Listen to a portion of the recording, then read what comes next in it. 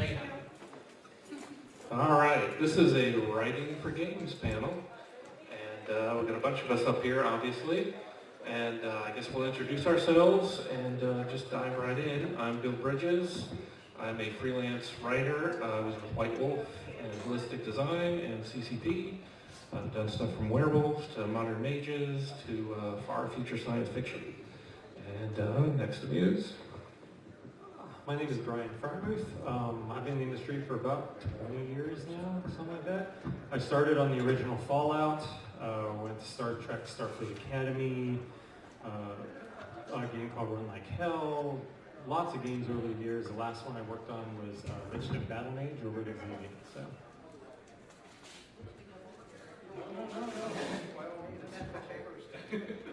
I'm Zoe Quinn. I'm an independent game developer, best known for Depression Quest, which has a lot of words in it, and I also do smaller comedy games and try to fit in comedy writing in games, and I'm currently working on an FMV game called Camp's Not Dead that's a sort of comedy send-up to all B cinema and FMV games.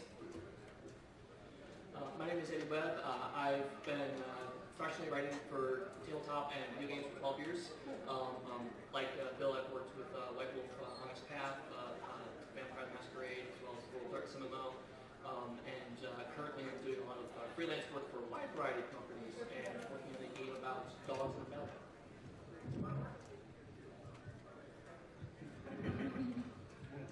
I'm Nathan Knaack. I'm probably the least experienced person up here, I'm guessing. I've only been doing this for 10 years. I was the writer for High Res Studios on Global Agenda, and then I went to CCP and did writing for EVE Online, Dust 514, and a little bit for World of Darkness, which we'll not talk about for a while. And now I'm with Binary Spark Studios as the content director, so yeah. Hi, my name is Paul Jenkins. Oh, okay. That's loud. I have written a number of games. I created the original materials for God of War, The Darkness, Prototype, a lot of console games. I also write a lot of comics for Marvel and DC. I do animation, I do film.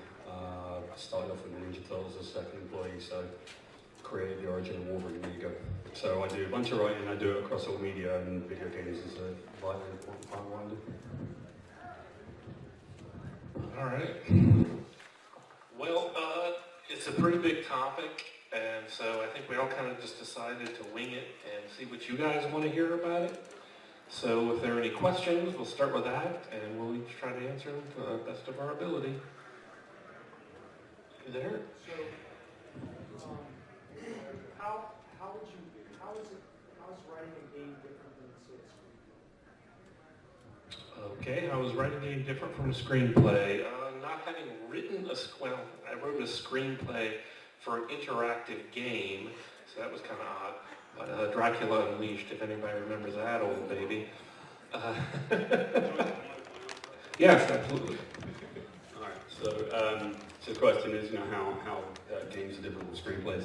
The thing about screenplay is it's kind of like a 3-act structure and it's done in a linear form. What we're trying to do is to find a theme and move through that theme. So we might say Star Wars is thematically about a boy that grows up and goes out into the big world, because that's really kind of what you're doing. And then you put it into 3 acts. You have the sort of the setup after 20 minutes of the film, and the lowest point of the main character's arc 20 minutes from the end.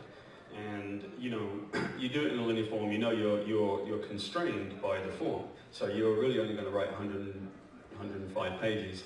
You can write 160 pages, but it's going to be Benjamin Button because it's going to be 6 hours long, and it's frustrating.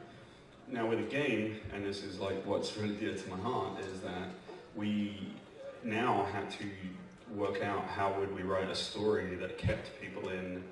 And the first opportunity that I really had to do it was on a game called Soul Reaver with Amy Hennig, who became the creative director of Naughty Dog, and she and I racked our brains about this crazy ass game years ago. It was about Gnosticism and the Ouroboros, the snake that eats its own tail. How do you put that into a game? And especially with sandbox environments, how do you write something where you bring someone to the end of a sort of a T-junction, for example, and you say, well, I need them to go left to do this part of the story. and they choose to go right and play a minigame for 20 hours because it's fun. How do you get them re-engaged in the story? So the constant fight that we have in the game storytelling method is what do we do to make story? And that leads to a much bigger question, which I might as well put to someone else so that I don't talk all the time, which is, what is story? If you define what story is, then you understand what you're trying to create. These are loud mics, they're great. Yeah. I actually, as somebody who is lucky enough to be independent and able to be designer and writer, a lot of it too is determining how much agency the player has versus how much of a narrative you're trying to tell. And trying to not just write your own story, but think about all possible stories that could be told within the range of player actions, which can be really hard and sometimes impossible to have proper control over, depending on how much you think about it. Because for instance, a good example is in BioShock Infinite, you're regularly eating garbage out of the trash. So that's a thing that's happening, but it's sort of discarded it's not considered part of the story. But when you're indie and you have full control over this, you can specifically design around making sure that player action is in accordance with what you're trying to say, or at least try and sculpt all the possibilities of what you're trying to say into what the player can do. It's also really nice to be able to it's a lot like being a dungeon master if you've ever done that, because you can be like, oh, I want these things to happen, and I can sort of put them in the player's way to make it in such a way that I can make sure that it does happen, even if it seems like they have total agency, so you can sort of move around. So even if they do go left when you need them to go right, you can just put the thing that happens right over here instead of there. To kind of build off of that, I do a lot of theory analysis and breakdowns for live action games, which are really large scale games where 50, 100, 200 people are playing the same game simultaneously. And one of the things that really came out of my study of that is that in a movie or a screenplay, plot and story are kind of synonymous, that you can't really divorce the two. You go through the plot, you're also going through the story simultaneously. When you have interactive fiction, the plot is what we as the writers and designers and you guys are doing ahead of time. The story happens when the player's playing it and when they're done. And the story that the player has may not be the plot you've intended, but it's uniquely and completely there, especially when you get to more and more sandbox games. They're going to be telling stories about how they played that game, and that may be a different story than somebody else has. Dark Souls, I think, is a fantastic example of this. A lot of people build their own stories about, oh man, it took me 14 tries to get through that one guy, and I finally got it, and another player gets right through it because they hit it in a particular way. And that's their story, and that's what they're talking about. And so if you can build your mechanics as well as your narrative in a way that coexists and enhances that player's story, that's great. But if you have a certain plot that you want them to play through, it's not going to happen. Well, it also is something near and dear to my heart, and that's all about player choice. Like I said, I was lucky enough to be on the original Fallout, and we had a producer who basically, it was a little tough on us as designers, but it was very much, okay, the player has to have 3 or 4 choices on every single puzzle in the game.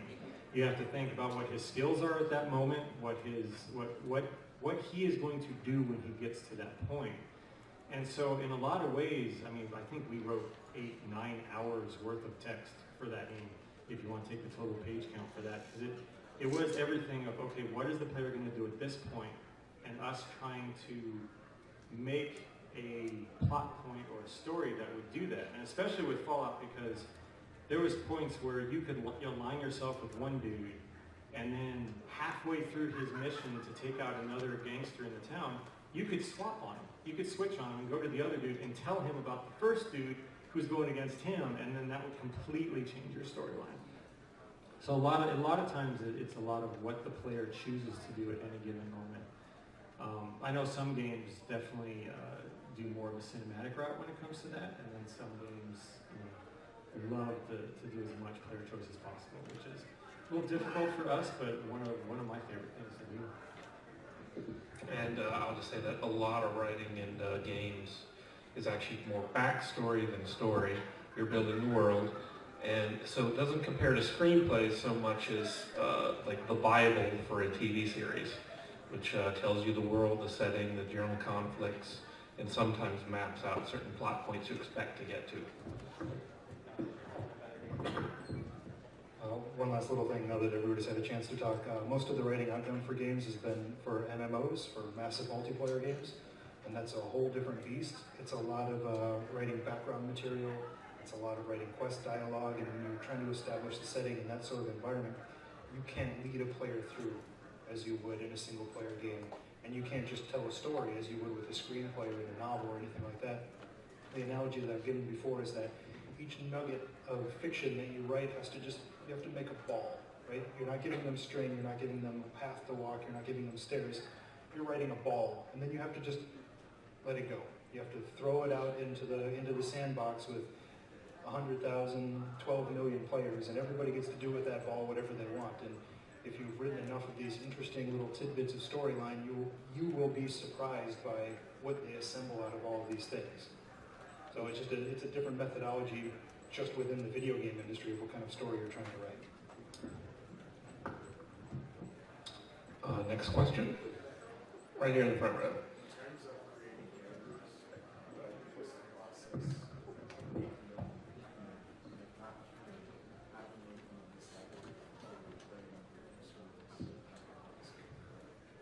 And for anyone who can't hear that, it's about how do you make characters, how do you make them human, how do you make them something people care about. Anybody idea? I can talk all night, I just don't want to keep grabbing the mic. If you got something to say, You know, the question about characterization is really this, you know, in the other, or one of the other jobs I have is comic books, right? So comic book fans are like really into it, you know, they live or die with this stuff, and so a lot of times they'll sort of say to you, you know, like they have opinions about what you should have written.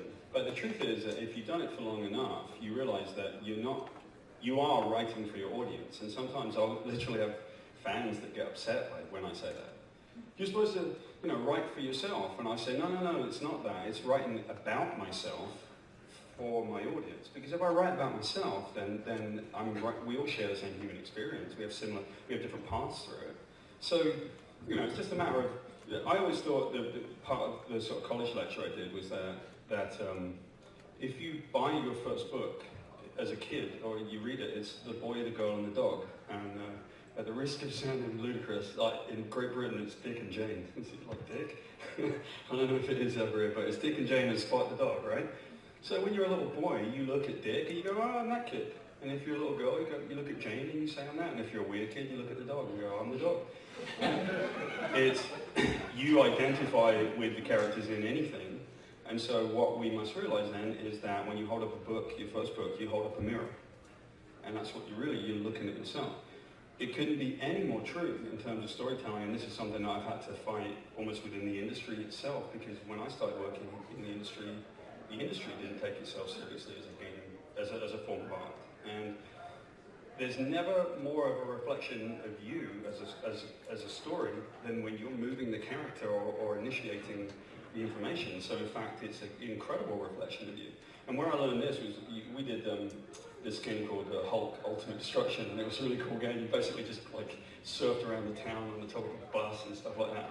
And what we found was that when we did the focus testing, if you're a timid kind of player, then guess what? You're timid Hulk. And if you're aggressive, then you're aggressive Hulk. And so it's very reflective of the player anyway. So as you know, we've said on this panel already, it's just you give the players the tool and they tell the story that way. How do you do characters? I don't know, look about yourself and write about yourself. All right, I've rabbited on for too long. Well, I think that also goes towards the main player character mostly, but one thing that I've liked in the last few years in the game industry is that we as a whole are starting to look at characters, like the side characters and the other characters that you talk to in the game, with more of a literary bent.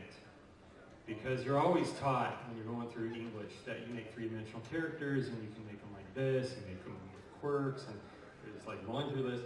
For me, it is whatever character feels real to me. I don't care if I'm making a space sim or a horror game or a post-apocalyptic game. The character needs to feel like he has his own needs, he has his own goals, he has his own wants. And as long as we can get away from stereotypes, because this industry has been built on stereotypes for so long, like I said, for me, some of the games coming out like Mass Effect and a lot of the more story-based games, it's really great to see them taking a more literary bent on how to make characters and how to make them feel like they are real people. Even in games, like, one of my favorite approaches to characterization that I've seen in a game ever has been the Phoenix Wright series. Because they, like, even when it's like cartoonish, like it's an anime lawyer game, all of the characters have very specific things going on. They all have a quirk, they usually have a specific way of speaking, they have strong iconography associated with them, and you know who they are in the first 5 seconds of talking to them, you know. But they're still allowed to be given some sort of hidden under thing, even though, like, we're talking about people that have incredibly pun-driven names, like one of the characters being Luke at me, who really loves attention.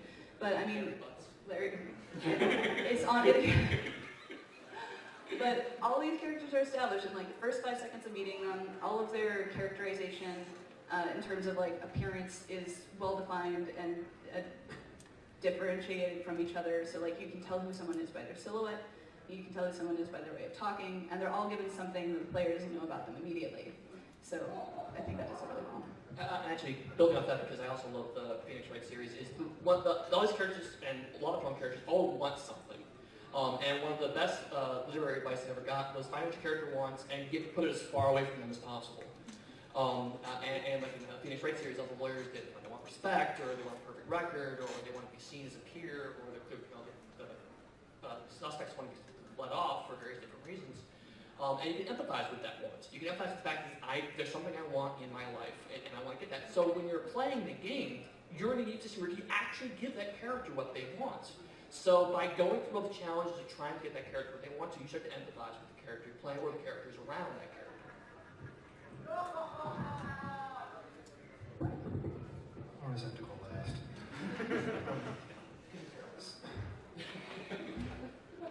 Thanks, Eddie. Yeah, The heckler is supposed to be in the audience. Oh, sorry. so Demonstrating internal tension. this character development. Well, I right want here. So when I write video games, so I just finished a novel, I should say, and when you write the novel, you've really got the time and the space, especially if you're just doing it for yourself, to really go into every character and explore all their options and their motivations and what makes them human and all. In video games, you don't always have that time, especially in something like an MMO. You've got just a couple of seconds, a few lines of quest dialogue. You've got some picture some artist made maybe before even speaking to you about who the character is, and you've got to express to the player who that character is, and like the least, like you've got a haiku worth of dialogue or text to put on this. What I've always tried to do is, instead of trying to describe who this character is or where they're from or what their motivation is or anything like that, I try to just connect on just one little piece with the player, or with whatever you would say is like the everyman player or something like that, or the every person, guys. And just say, I'm going to make this character do or say or just have one little tick that somebody can say, yeah, I know a guy who used to blink all the time when he talked, or I know a guy who, crashed his car, that was his favorite thing in the world, and that was sort of his thing that he always cried about, or something like that. Just one little point of connection. Because after that, you can focus on fitting your character into the game and what they need to do to accomplish the narrative or the game design or what the player is actually trying to accomplish without getting in their way. But that one little quirk, that one little thing that they said or did, or one little look on them, will always stand out in the player's mind when they review their experience of the game, or when they discuss it with a friend, say on a panel. They both remember one little thing, and they're like, I like that guy because he had a ridiculous name, or because she said that one thing at the perfect time, or something like that. Just if you can just have one little hook in the player, I think you've done enough in a video game term. You can't get away with that in a novel, which I'm probably going to find out the hard way in a few months. But in a video game, sometimes it works. One quick thing to add, in terms of what not to do, is don't give them really obnoxious, repetitive barks, because that will make me hate all characters ever. I think that makes everyone hate. Errors. Yeah. Or like anything where it's like the player is an impediment and has no, like even if it makes sense for them to be in distress or to be expressing certain things, like carrying Ashley around in Resident Evil 4 sucked. And it's like, she's probably a perfectly lovely person, but I'm so freaking tired of this. If that's not your goal, then whatever. But if they're going to be in a situation where the character is going to be obnoxious or hindering the player, you should probably make double sure to humanize them and not be too repetitive about what they say and do. One game that did a really good example of that was the Prince of Persia remake, the cel-shaded one that came out. I never know how to differentiate that from the 3 other Prince of Persia games that are all called Prince of Persia. Prince of Persia is a good one. The cel-shaded one. I mean, you had the companion. I can't remember her name off the top of my head, but I can't remember her name. But you had her throughout the entire game, and she would help you up onto the cliffs, and she would help you when you died, instead of the magic sands from the last cliff. But they did an extremely well just humanizing her and making her so that whenever she would do barks or whenever she would help you out, it wasn't annoying. And I think that's because they actually made her a character with her own feelings and her own goals and needs and whatnot. She actually felt like she was with you instead of just a computer dude who was repeating something every few seconds. Probably got one more thing to say now. So, you just reminded me that probably one of my favorite games of all time is a game, depending on how you pronounce it, Ico or Ico. So Ico was a game in which no one says anything. In fact, all they do is you have the sound of the wind, and you have people kind of yelling out across the double castle through this wind, and they're going, and they never say anything. But what they did was build the most important character in the game, which was the environment. So if you think of Batman's most important character, apart from Batman, is Gotham City. And I think it's another thing to do, which is you are allowing the players to be the character. So if you give them that incredible environment, that is in part what gives the character some legs. Just really quick, sorry I keep talking. I forgot to mention at the beginning too that I'm also a narrative designer on a game called Framed. And one of the first things we do for building characterization, and that's another game, there's no words, there's no speech, it's just like noir style comic silhouettes. One of the approaches to giving characters some sort of characterization is in the first 20 seconds when you meet them, they have to introduce a mechanic. So it's sort of like, in the first puzzle for male character, it's just a very simple swap, and he lights his cigarette by just the core mechanic. For the female character that comes after, you have to rotate the panel and sort of give her a different feel to her puzzle. So that's sort of through gameplay mechanics, a really great way to characterize characters as different in situations where you don't necessarily have words. Okay, next question. Let me go you. Oh, great. Yep. So, what kind of tools do you use when you're considering these large branching narratives? Because, imagining writing a linear story, it's like, oh, just get a page. But as things start to, I imagine you call out one nightmare of 4 choices for everything, and I imagine just paper taped over the wall like Conspiracy theorist wallpaper, yeah. That's all they had back then. Well, yeah, that is the wall. I'm not kidding, it's the wall. Did everybody hear that question? Do I need to repeat it? What do you do? What sort of tools do you have to keep track of all these branching narratives and stuff? For me, it's always been, I like to say that I'm still finding tools. I'm still trying to find the perfect tool. Still listening to TED Talks. There was a TED Talk on the guys who did Left 4 Dead. They did some wonderful stuff. There was also a TED Talk on the woman who did Deus Ex Human Revolution that had what was called a story blueprint. It was an Excel sheet that has actually helped me in the last couple of games I've worked on. Back on Fallout, it was literally giant pieces of paper all over a wall, and it was Word document, which I would not recommend to anyone on the planet for a branching dialogue is a Word document. But so far, it's just, I'm constantly searching for new ones. In the last, on Lichdom, we were looking at a game called Artisy, or not a game, a tool called Artisy Draft, which is the closest I've seen to getting something that is kind of a engine for dialogue, a tool engine for dialogue. But I didn't get a chance to look at that too much. But yeah, anything that I find, I try to integrate into new one, because for me, there has not been a perfect solution for that at all. Artisy is also nice because it allows you to you have these blocks of text that you can move around, but you can also upload files to them. So if you have voice actors, you can upload the voice acting files to the edge. You can listen to the dialogue as well as read through dialogue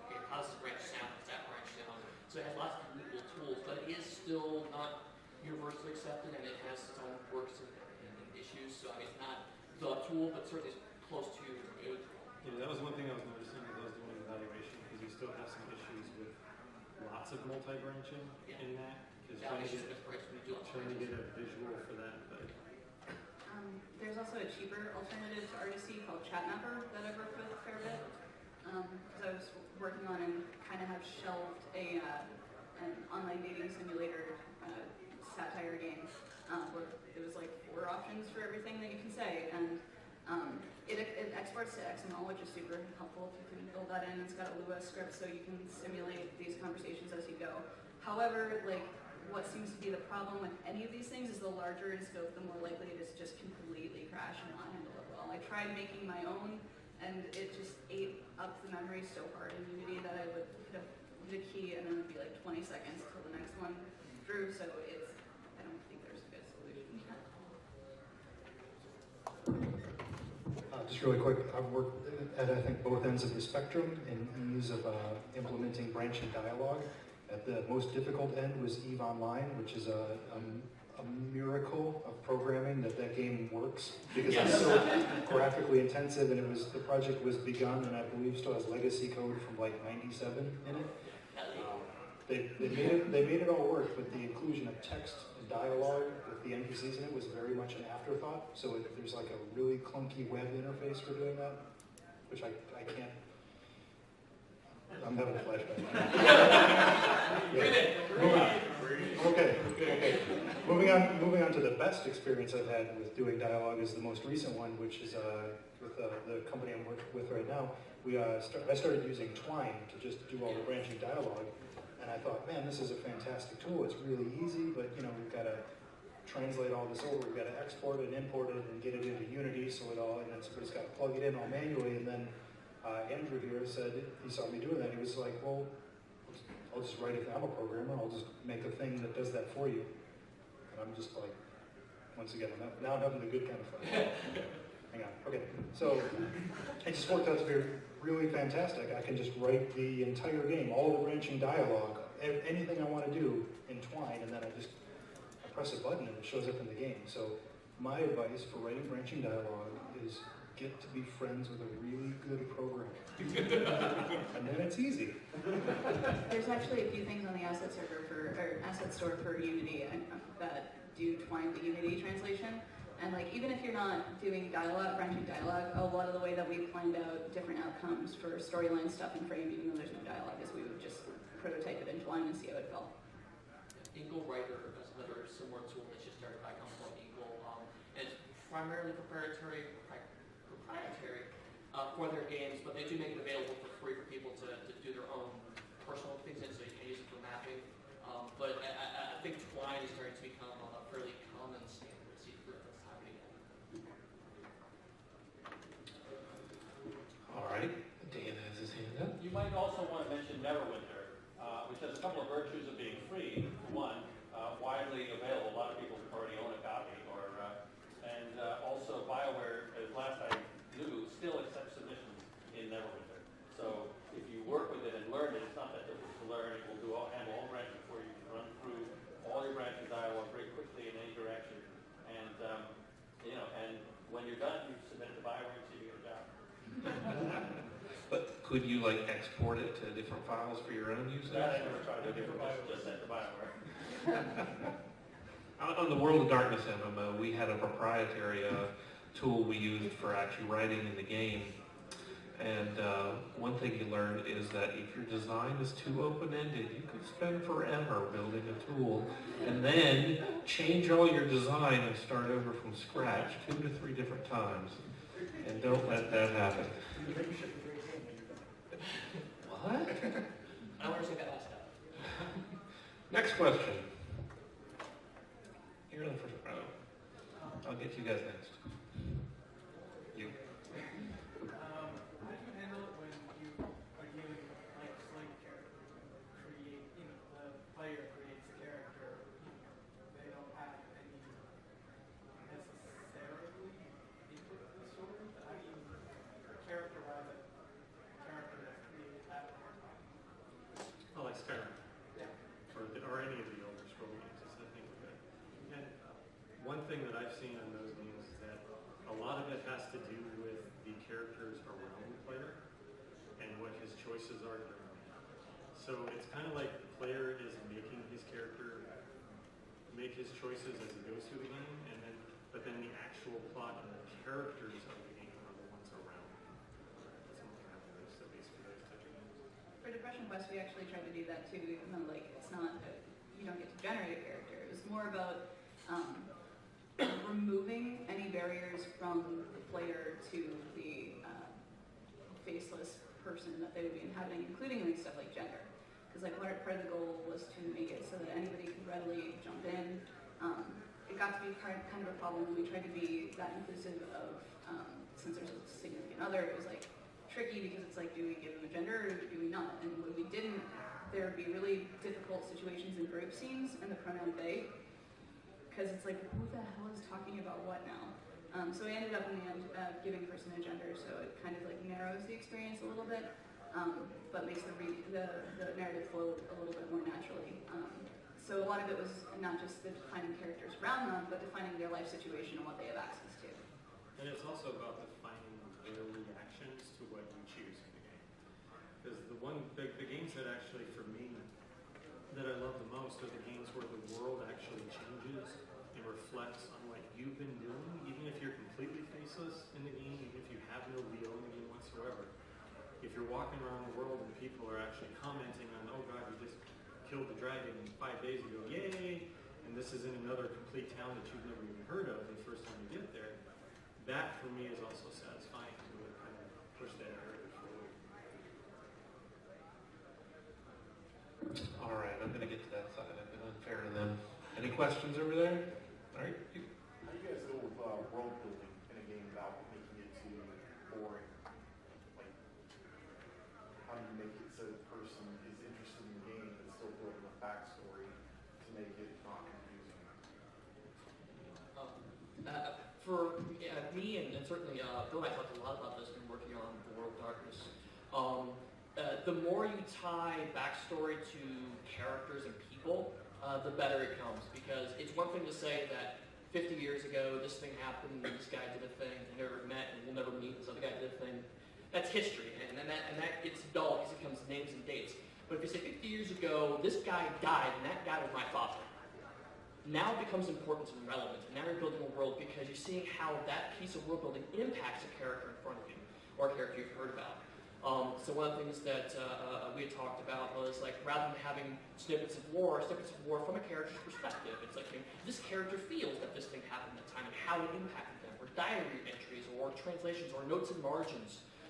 And the more you can humanize those world building details, the more people will care about them, because ultimately we care about people, we don't care about abstract facts. One of the games that kind of took a weird approach to this that I think I haven't quite seen replicated since, but I really want to. It's this game called Star Control 2. Oh my God. Yeah. I'm sorry, single-handedly my favorite game of all time. Oh my God.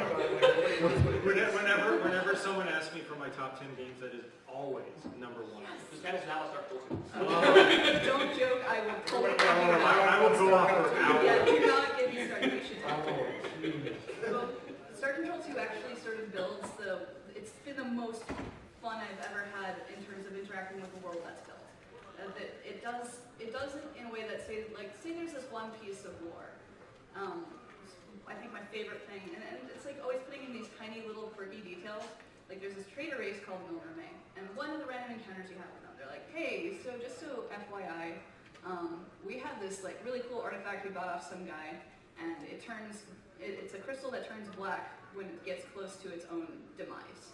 And it's starting to turn black, so you might want to be out of here by 2156. So you can hear this about the same piece of lore from a completely different race, and it's totally different. And it does that sort of same thing that Phoenix Strike does, where each character, or I'm referring to the races as characters, but they all have their own perks, their own tips.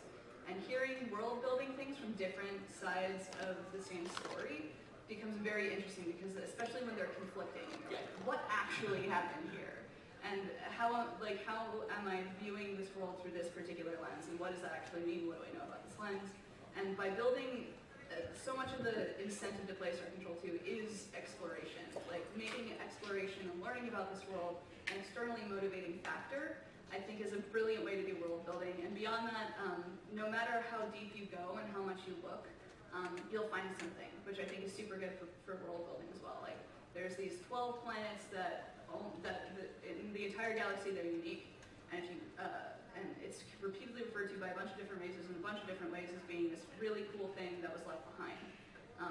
If you actually are a crazy person like I was when I was 12 and map out where the planets are to the galaxy map, it forms an arrow.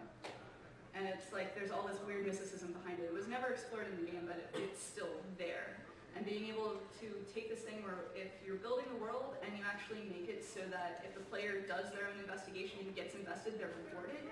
Like it makes it feel less like a cardboard cartoon Western prop that's around that you can just kick over and see as fake, and feel more like a world that you're there. Yeah, and actually a really good point.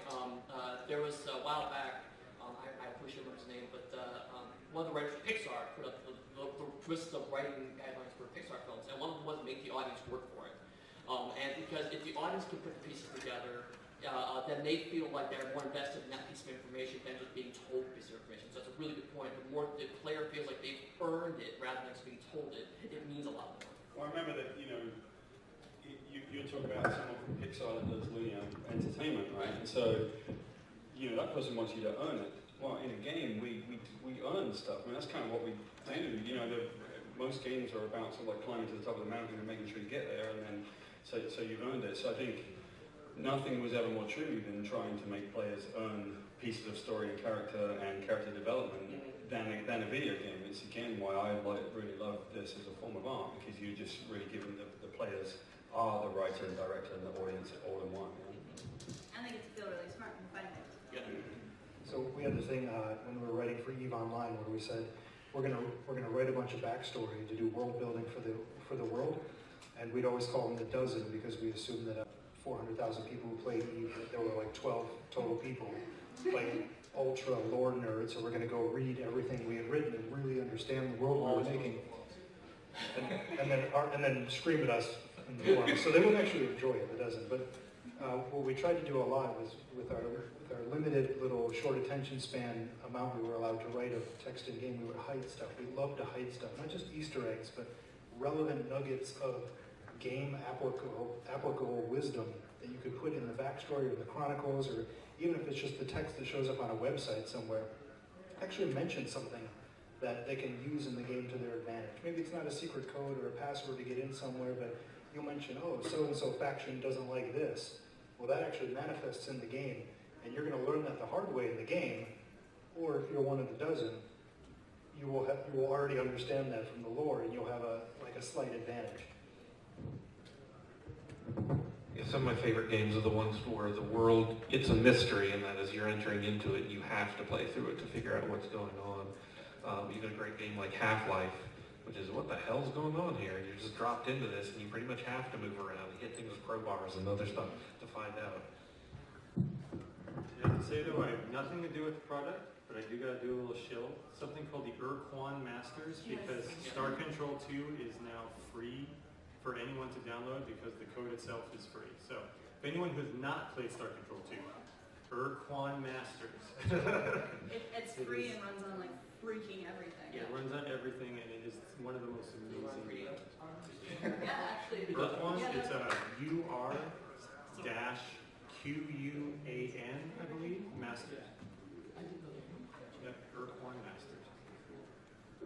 Which is one of the problems of working with science fiction. Weird words that nobody knows how to spell. Yeah, weird names. Jargon. The dash in that name. Apostrophe. Extra X's. All right, next question, gentleman in the hat. Yep. So these multi-dialogue, multi-threaded stories, how do you pitch them either to your other writers or directors or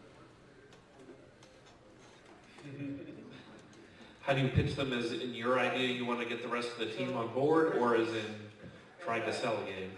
At GDC a couple of years ago, I was in an AI roundtable, and one of some AI developers said they actually have dailies where they watch the game and see if trigger an AI thing, what the reaction is. So, like, you write out this multi-threaded dialogue, how do you know if it works? I mean, I think the thing from my experience has been this, that there are two ways to pitch. One of them would be pitching in the iterative process. I mean, we're in the middle of making the game, and stuff comes up all the time. We call it a target opportunity. Well, I want to try this, I want to try that. That's one thing of pitching. The other thing is pitching an entire game from scratch and saying, hey, producers, I know we're about to spend $80 million, but and I think if I want to address the second one first, pitching an entire game with all of the complex threads that may tie in, it's sort of like some of it has to be in the vault, almost in your brain. You're trying to explain something, and hopefully you've got a captive audience that understands. The most glaring example of this was when I worked on The Darkness, and when we first went over, I was working with Starbreeze, who did Chronicles of Riddick, and so they were a great developer in Sweden, and we were in the town of Uppsala, and it was winter, and I had broken my leg, so I was on crutches, so I wandered around trying to do this game, and we came with a blank piece of paper. Now those guys were so open to ideas, it was newness, and one of the things in my career that I've been really proud of is actually The Darkness more than most, because we did things that were so innovative in that game, because everybody said yes, and so maybe the pitch was good. But the idea was that, when I got over there, the publisher started out being Majesco, and Majesco weren't interested in the game, and they wouldn't let anything, and I hate to say this, forgive me, I'm about to swear, but we basically pitched this entire thing that was a love story about, and the producer who I was talking to in New York said, we want some of those angels in it, the angels with big tits. And we just said, what? And it came from the comic lore. And I couldn't believe it. This was their encapsulation of what we were going to do. We had pitched the first, I thought, like really immersive kind of movie game that was a love story, and they wanted some element, right? But Majesco sold it to 2K right in the middle of the process, and 2K called me up and said, what are we making here? We purchased this. And I said, we are making an immersive love story. And they said, okay, fine. And they kind of let us do it. And it was pretty cool because then we went into things like dialogue trees. There's a dialogue tree in The Darkness that was very emulated by a lot of other games. Because I'm not fond of dialogue trees, and I'm certainly not fond of cutscenes. I don't think they're necessary in games. And that's just me, sorry. But, what that dialogue tree was basically leads you into a house, and so what we're saying to the player is it doesn't matter about your race or your gender or your age. You have to be a 21-year-old mobster with demon tentacle arms. I mean, if you're a female playing that, it's harder to, but we have to get you to identify. So the dialogue tree basically leads you into a place where you interact with a character called Jenny, and she's supposed to be your girlfriend, and you say hi to her and she says hi, and it always leads you to the same place. But what we did, instead of having it be just a dialogue tree, we had you say lie to her or tell her the truth, because it created what we felt was an emotional reaction. I didn't really want to lie to her, or maybe I did. You lie to her, you tell her the truth, you lie to her, you tell her the truth. And then it comes one option only, and it says, she says, is there anything else you want to tell me? And it says, tell her that you love her. And you press it, and nothing happens. You say, no, nothing. Well, you feel so guilty that you didn't do that 20 minutes later in the game when she's killed, that's your mission of revenge. That's why you kill people for the entire thing. So we pitched that. And one of the crazy things that we pitched was that in order to love the girl, no matter your race, age, or gender, we wanted you to score experience points by sitting on a sofa and watching all of To Kill a Mockingbird with her. If you watch that movie, you actually get that achievement. But we knew that if you sat with that girl for that long, you probably would be connected to her. Now, how do you pitch that? I know it just depends on the audience and how good you are at articulating that kind of thing. It's not easy, but it's really cool when you do something that cool. You have to be bold. I just want to clarify, I'm interested in pitching the original idea, but I meant in the daily writing process. Yeah. How do you do the story pitch? It kind of depends who you are. Like in my case, people pitch to me, so great. Yeah, maybe not. If I pitch something, we're doing it. Maybe not. I don't know. I mean, it's such a difficult question to answer because you don't know about your team. It could be anybody. You know, how much influence do you have in the game? Who's paying for it? All kinds of stuff. No, I'm sorry. What I'm trying to ask is, you write some dialogue, and then what do you do to see that it works besides putting it in the game and having it QA? Is there some interaction in your writing team that you go through? With the teams that I've had before, there's a lot of read-throughs on different branches, but most of the time it is just when you're writing it to keep track of where you're going with it and what each personality that you're trying to convey with the branching, and then, you know, by the end, it's just testing.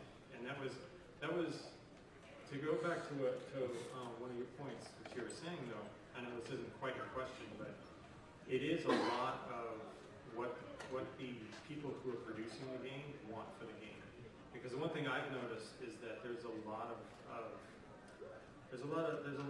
on the production side, a lot of people who really get scared when you tell them about you want player choice and you want multiple endings, and I have to say that the original Fallout was full of bugs when it shipped because there was no way that they could QA every dialogue choice in the game, every player choice in the game. But we had an amazing owner of the company, Brian Fargo, who said, "I don't care, this is the game." I mean, we had at least 30 different endings that you could put in that game, because it was back in the good old days of just still pictures, where you could show in text over the pictures. But in a lot of ways, it is literally what you think this is going to do, and then put in the game. And test as much as you can, but know that there is no way they tested all of Mass Effect. There's no way they tested all of that. I mean, the bugs in the Skyrim games and the Elder Scrolls, they were legendary because of the player choices. Yeah, and my experience is that a lot of people on the project who are not writers don't like to read.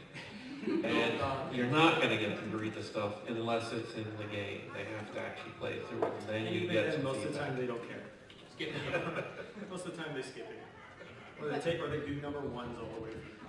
But even those who are in charge of sort of making sure, like a producer sometimes, who, yeah, that's his job, he should read that.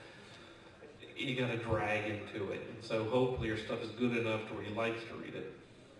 If I can just answer from the indie side, because I don't have producers or people to convince, I just decide to do a thing if it makes sense to me and if it seems like it's appropriate for the project. If you're on a smaller team, one of the easiest things you can do to totally screw up branching dialogue forever is not project manage yourself. We, like bigger studios, have producers to make sure you don't do that kind of thing. But it becomes very easy to rabbit hole down infinite choice and trying to do everything and trying to make sure everything's covered. So at a certain point you need to cut it off. You need to make sure that you're not having redundant answers and that everything in the game serves a purpose. And since if you're like on a team of 1 to 2 people, you also have the luxury of testing early and testing often. So one of the best things that I like to do to, I guess, sort of pitch to myself is sit down as many people as I can as early in the process and watch their faces. See if there's any choices that just don't ever get chosen, that don't need to be there, and get rid of them. See if there's any choices that people express should be there.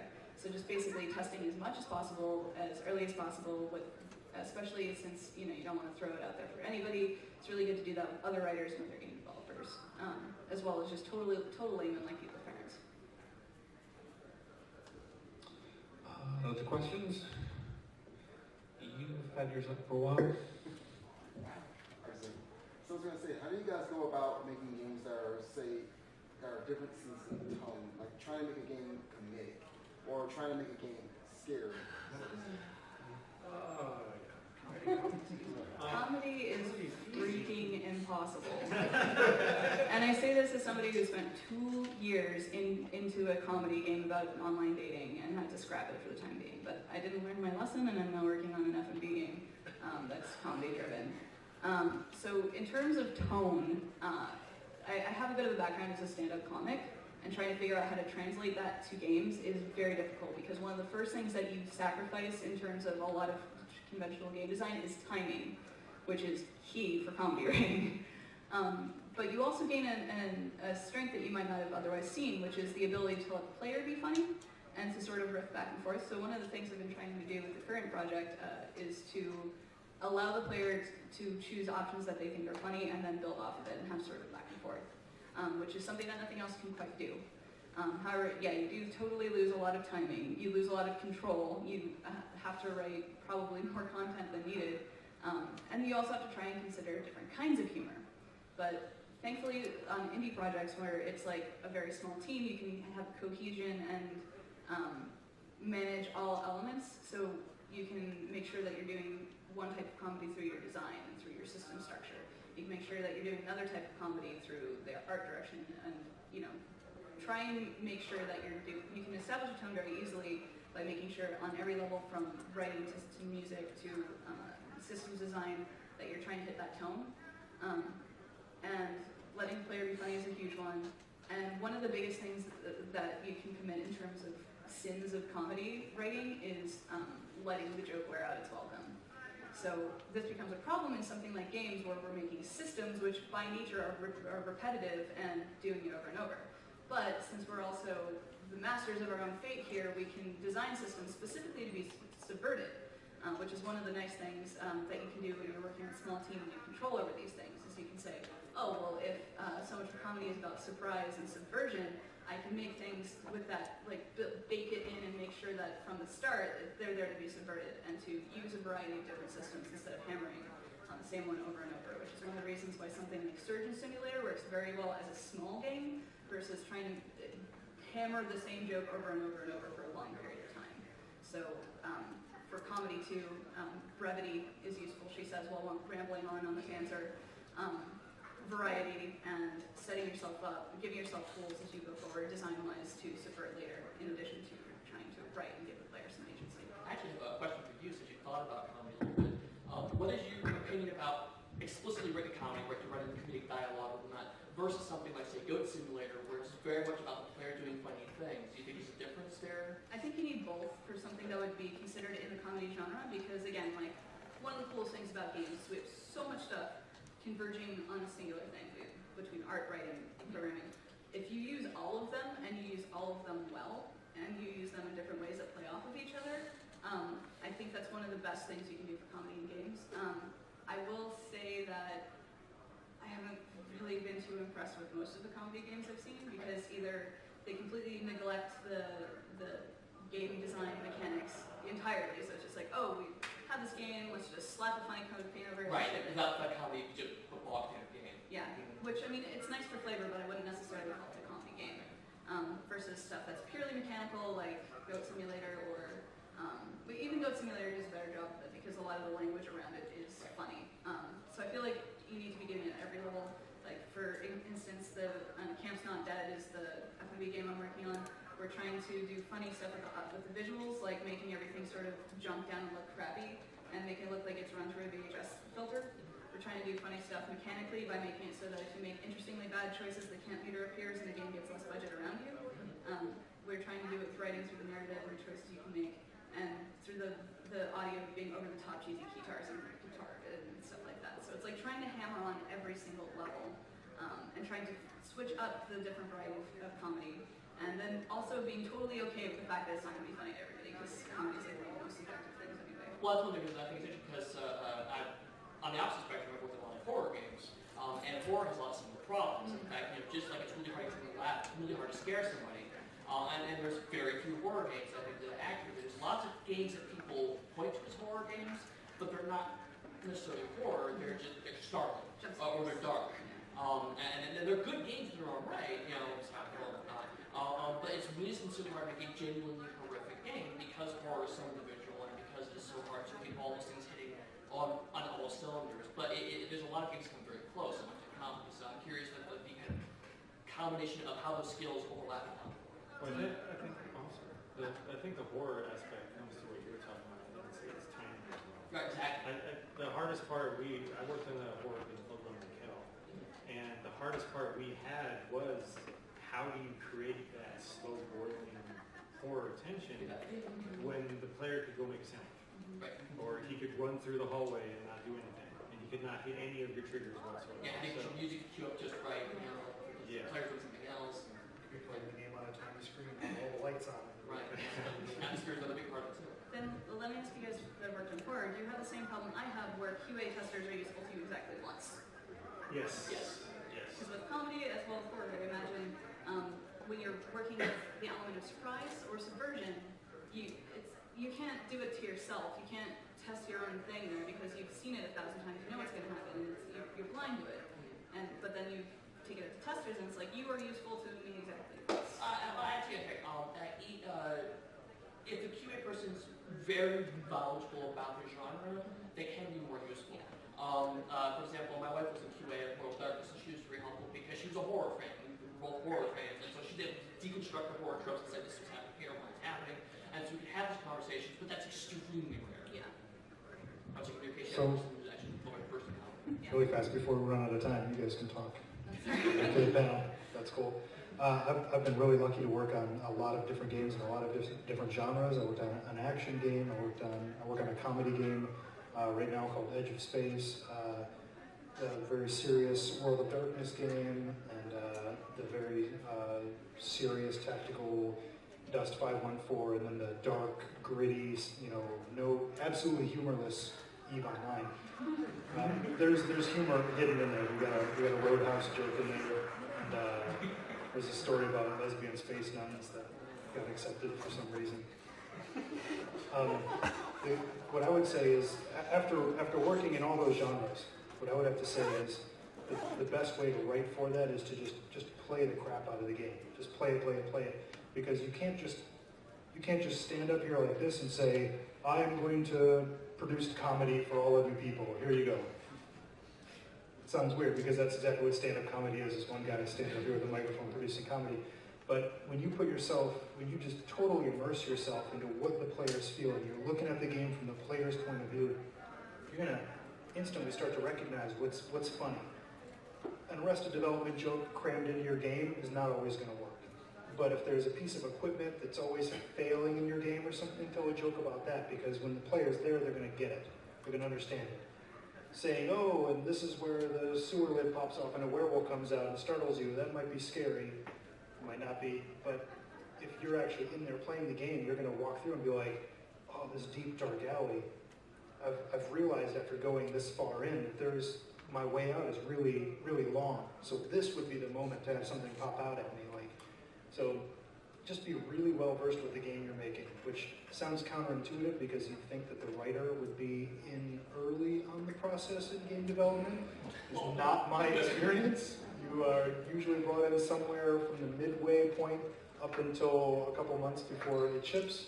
So you will be able to become familiar with the kind of game you're making before you write it more often than you would expect. And I just want to add about horror. It's so much about sounds, really, in a video game. Yeah, because we're so visual as creatures that that's how we tend to control our environment. By what we see, we can identify and categorize it. So the less you see, the more horrific it can actually be. And sounds at a level to which where is that coming from? And the atmosphere. And so hopefully, as a writer, you should be on a game where you can have some actual input and control on what sounds can come out when. And there was a first-person shooter back in the 90s on the Macintosh Marathon that was, aliens. It was first-person shooter, but there were some sections in there that were really creepy as you're moving around just because of the sound. And I kept wanting to run back because, oh my God, there's something around the corner. And it's just a first-person shooter. You're supposed to go in and shoot these things, and yet it got really scary.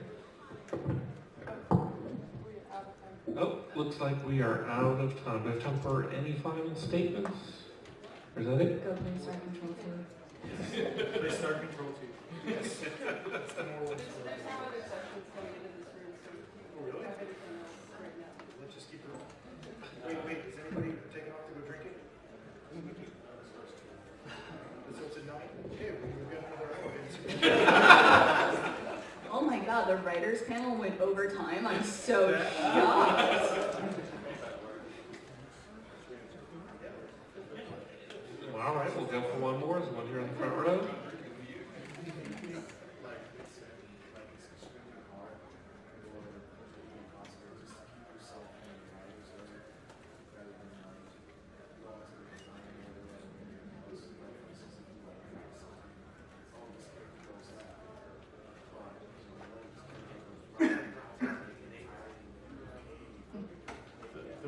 mistake you could ever make is think that writing in a game is a guy sitting in a black box writing dialogue or writing story.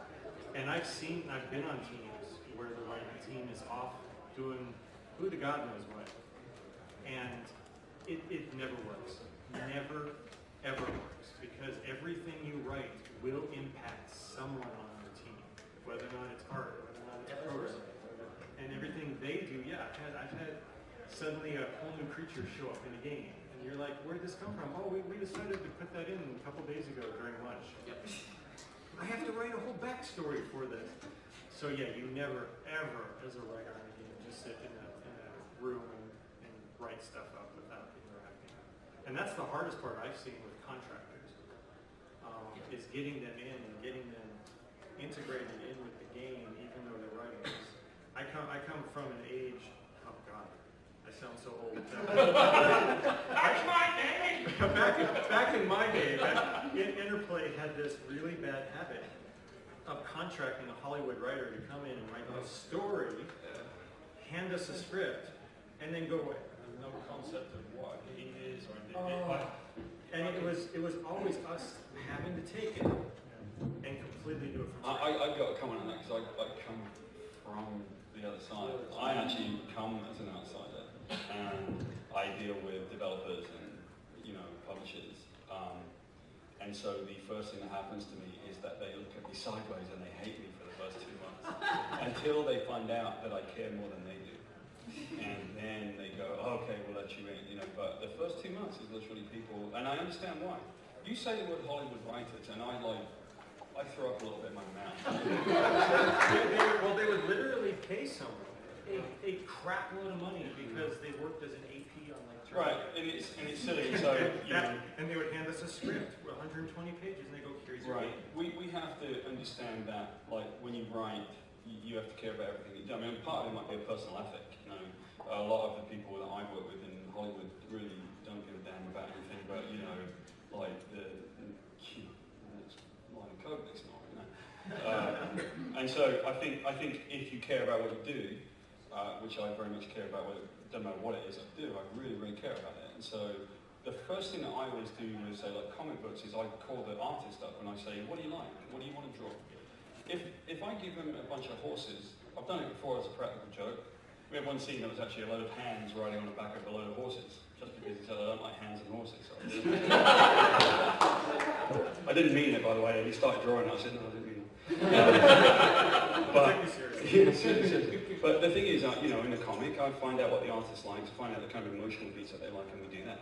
In a game, you find out what the developer's strong at and what they feel, you find out what they like. It seriously takes me 2 months to audition with any new developer, just because they've seen so many people come from the outside who just don't care. I mean, you say Hollywood writers have no sense, and so I've talked to people who work in Hollywood and have gotten some game job, and they tell me what their idea is for the game, and you sit there and go, that's actually 5 video games, mate.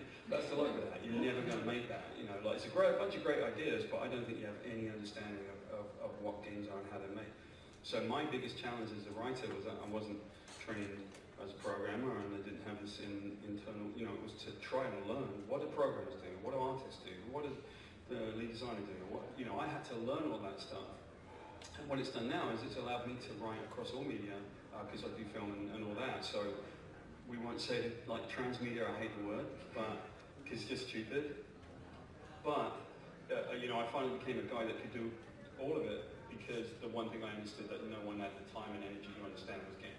Games is the biggest difficult component of cross-media stuff, So you say Hollywood writers, and I'm like, man, they're the idiot that walked into the room before me. That's why everyone hates me.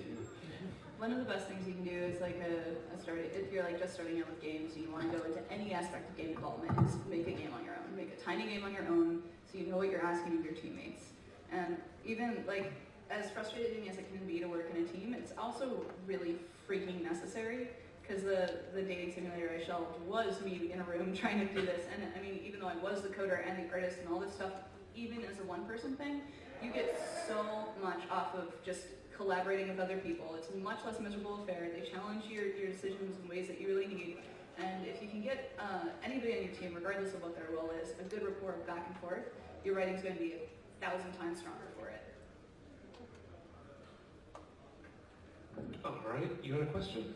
Yes, I was wondering, are there any like practices to get y'all in the mindset? I don't know if you guys do anything else besides writing for anything on a daily basis, but how do you get back into the mindset of actually writing?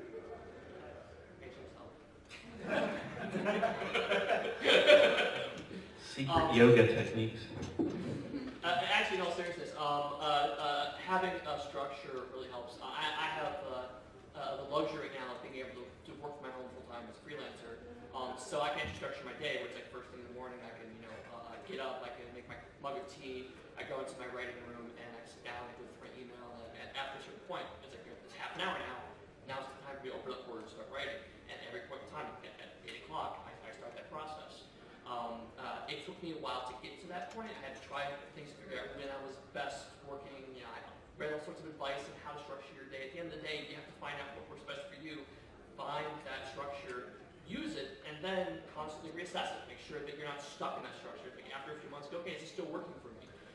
But if you are finding that you need to have a certain song playing, or if you have to have a certain laptop, whatever it takes, do it to get yourself in the mindset, but just then get going. And sometimes the answer really is just you have to force yourself to do it, but if there's a stupid little trick you can do to make yourself easier on yourself, do it. It's less willpower you have to expend, you can get faster into the process, so there's no catch-all getting into it. It's funny when you say everyone has their own, because I've had to learn to do completely opposite. Really? Because, well, working in companies, it's sometimes, for me, it was always, I'm writing a scene and someone has a question. Okay, so you answer the question, you go over to his desk, you do this, you come back and you're like, where the hell was I at? Okay, and someone else has a question. So you go and do that. And so for me, and like I said, this is completely personal, I would not recommend this for anyone. It is literally me sitting down and spending 10 minutes doing crap. Usually the first 10 minutes is complete shit that I'm writing. After about 10 minutes, then the flow gets, and then I can get the actual half an hour work that I actually needed when I actually write. I actually had an advantage when I was working in science is I'm hearing impaired, and some people bother me out just for my hearing goes off. Yeah, there you go. And you know I did that. And we had fun with it. How about like things like you guys need time doing something stupid to be able to go right? Because like me, like I'll check my fantasy football team 73 times. I don't care about my fantasy football team. I don't even know what to pick, right? Because I've got to get my brain to close off, and then work. And also I work like some horrible trouble at like 4 o'clock in the morning. I've got some group of people that are the same as me, and we will text each other, hey, what you're up to right now at like 5 a.m. Support group. Well, no, they're just as dumb as I am, so they're awake at the same time. Like, I see my wife go to bed, and the kids will go to bed, and she wakes up in the morning, and I'm like, hey, I'm off to bed now. I don't know, what do you do? What do you guys do to... For me, it's more music. My wife thinks I'm crazy because she can't do this at all, but for me, when I'm writing, right now I'm writing a novel at home, I need a soundtrack for the scene I'm going into, and I need to listen to it a little bit to kind of get into the mood. So it is kind of the same thing, where I'm getting into kind of the emotional mood of what the scene is with the music, and then I can actually start. I think it's pretty crazy, because for me, and this sounds crazy too, the fantasy football thing's kind of a joke, not really, but one thing I will definitely say is, I'm like the world's least like golfer, but I play golf all the time. I go out, I start playing golf, I come back, and I haven't thought this up. The only thing I can think of is put the stupid white ball in that hole that's 500 yards over there. And by the time I've done it for a few hours, I come back and I'll be driving back from the golf course, and all of these story ideas and problems will have solved themselves, and I had no idea, because I wasn't thinking about it consciously. So it's triggers, that make it work for you. Showers are really good for that, also for solving programming problems. What I've always liked is deadlines. See? Deadlines. My people. I might be the weirdest writer in the world, but what always motivates me is like an angry producer and a deadline. I don't know what it is, but if there's just cover your ears for a second. If there's somebody breathing down my neck saying like this has to be done by today at 5 o'clock, or we have to start over, we're going to be behind, we're going to miss a milestone or a deadline or a ship date. Like, it's not just getting it done, but I feel like I write my best stuff when it's like the last possible second, which has led to I know we're over. I'm about to say something amazing.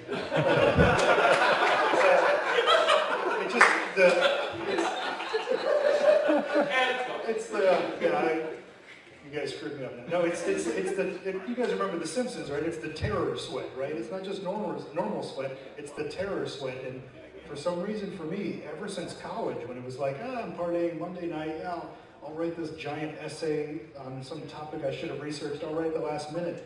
And my friends would all be like, what are you doing? Oh, that's never gonna work. And for some reason, it just always worked. I might have just ruined your life. Yeah. Because I would not recommend that.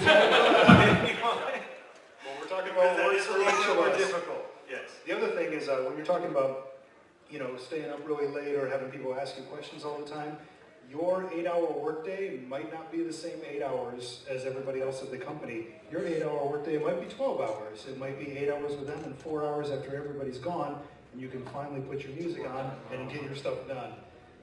It's unfortunate. But Best time to write while working on a game was in mornings or after everyone's gone home. Yep. Kind of related to, you mentioned like shower and whatnot. I was reading a paper the other day, and they found that the most creative energy comes when people are mentally bored. And that's why when I realized that, it's like, I'm driving a car, I'm walking the dog, I'm in the shower, I don't have anything else to engage me. That's where it's going to be most creative. So once you realize that, you can build that into your day. I have an elderly dog, and he has to pee a million times a day, and he has to walk outside, he can't do it in the backyard. So for a while, I was frustrated by it, but I started structuring my day where it's like, okay, it's time to walk the dog. I can use that to start brainstorming my next problem, my next thing I have to address, and making that into reality. Oh my God, if you're a writer, I just learned something. I do that. Yeah. So you guys know me. You're bored. I don't care about my fancy football. I just try to do it so I can not think of. You get to a bored state, and your brain starts to fill in the gaps because it's bored. I just want to point it out. I've got Jamal Charles, and Sean McCoy, and Alvin Morris. Something from America. It's actually a really cool lesson to learn that everybody's kind of like that on some level, because for a while I was beating myself up being like, I'm so unproductive. Yeah. But it's like, everybody I talk to that's in creative industry that has to do this stuff on time constantly, it's like, oh no, we all do that. But thank God.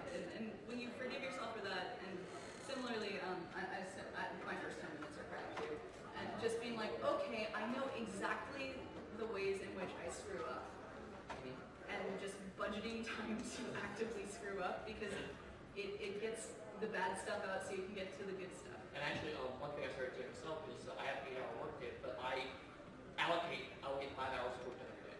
And if for some reason I'm just really on and I get 5 hours in and I keep going, or I say, what, no, 5 hours in, I'm off the rest of the day. But usually it's about 3 hours of walking around, playing my iPad, whatever, checking Facebook, and I don't feel guilty about it because it's budgeted in my day. Okay, final question. You right there.